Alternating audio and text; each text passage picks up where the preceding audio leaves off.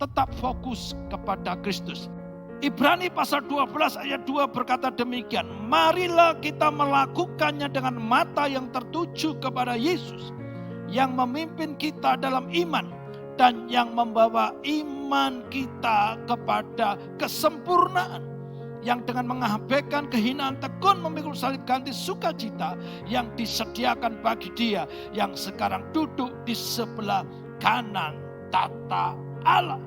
Firman Tuhan ini menasihatkan kita semuanya untuk terus mengarahkan mata pandangan kita hanya kepada Yesus. Yesus adalah Allah yang maha kuasa. Yesus adalah Allah yang berdaulat atas alam semesta. Yesus adalah Allah yang berdaulat atas hidup saya dan saudara. Yesus adalah rancangannya selalu baik. Rancangannya untuk saya dan saudara baik adanya. Dia tidak merancang untuk kehidupan kita rancangan kecelakaan. Tapi rancangan Tuhan untuk saya dan saudara ada rancangan damai sejahtera. Rancangan masa depan yang penuh harapan. Dia Allah yang Maha Kuasa yang sanggup untuk menolong kita apapun kesulitan kita. Dia adalah Allah yang Maha Kuasa yang sanggup melindungi kita dari mara bahaya, melindungi kita daripada segala yang jahat. Itulah Yesus Tuhan, nama di atas segala nama. Biarlah hidup kita dalam kondisi saat ini, biarlah mata kita terus memandang Yesus. Karena kita percaya semua dalam kontrol Tuhan, semua diizinkan Tuhan, supaya kita mengalami kasih dan kuasa Tuhan, mengalami mujizat-mujizat Tuhan. Maka firman Tuhan katakan, tetaplah bersukacita dan tetaplah berdoa dan terus mengucap syukur. Kita mengalami akan kuasa firman Tuhan. Kalau mata pandangan kita, mata rohani kita terus fokus kepada Yesus, kita juga bisa mengalami mujizat-mujizat Tuhan. Damai sejahtera Allah yang melampaui segala akal terus memelihara hati dan pikiran kita. Hendaklah kita terus melakukannya dengan mata yang tertuju kepada Yesus. Di mana Yesus pula yang akan membawa iman kita terus meningkat. Bahkan menuju kepada kesempurnaan. Yesus yang memimpin kita dalam iman, Bapak Ibu dikasih Tuhan. Situasi kondisi, masalah yang kita alami. Sekali lagi untuk juga melatih iman kita. Untuk kita terus mengandalkan Tuhan. Terus fokus kepada Tuhan. Mari kita belajar daripada kisah di Matius pasal 14 ayat 22 sampai 23. Kebenaran apa yang bisa kita dapatkan dari bacaan firman Tuhan ini? Yang pertama, masalah bisa datang dengan tiba-tiba. Ayat 24, perahu murid-muridnya sudah beberapa mil jauhnya dari pantai dan diombang-ambingkan gelombang karena angin sakal.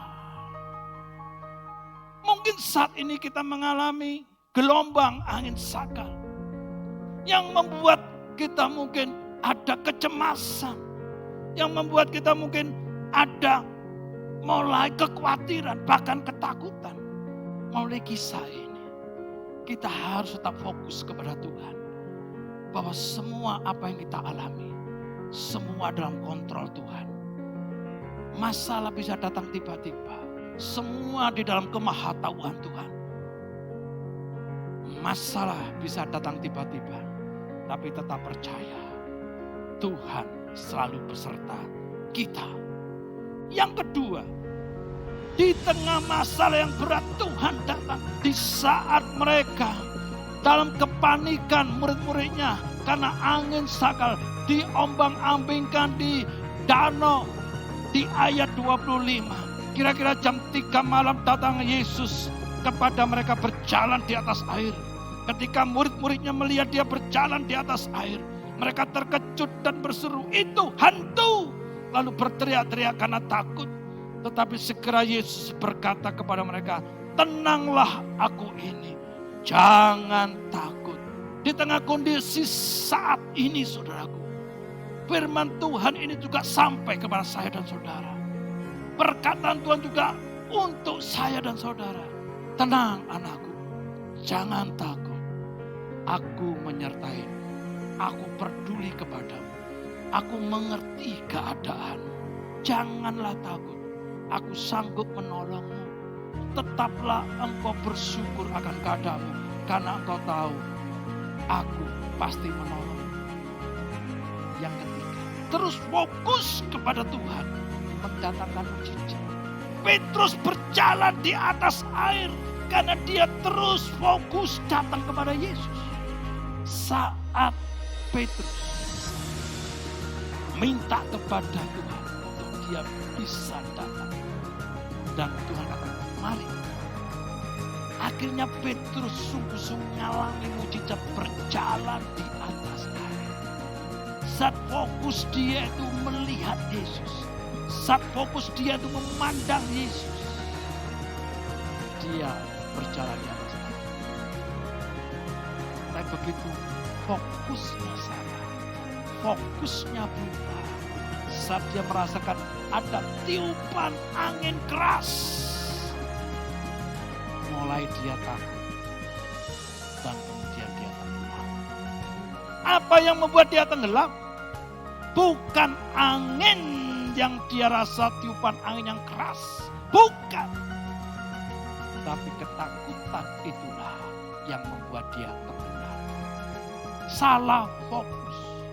Kalau kita salah fokus, fokus kita beralih kepada masalah kita, hanya tertuju kepada masalah, sehingga kita lupa dengan kemahakuasaan Tuhan. Kita lupa Yesusku dahsyat, Yesusku luar biasa.